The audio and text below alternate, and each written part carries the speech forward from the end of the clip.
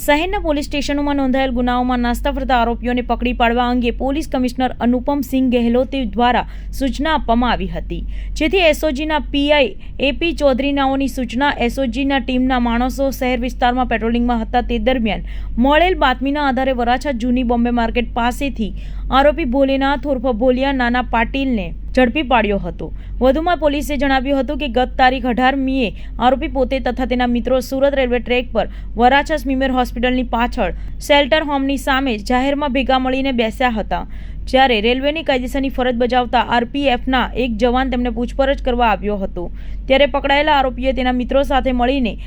આરપીએફના જવાનને માર મારી ત્યાંથી ભાગી ગયો હતો। આરોપી વિરુદ્ધ વરાછા પોલીસ મથકમાં ગુનો નોંધવામાં આવ્યો હતો અને પોલીસ તેની શોધખોળ કરી રહી હતી। દરમિયાન એસઓજીએ તેને ઝડપી પાડ્યો હતો અને તેના વિરુદ્ધ કાયદેસરની કાર્યવાહી હાથ ધરી હતી।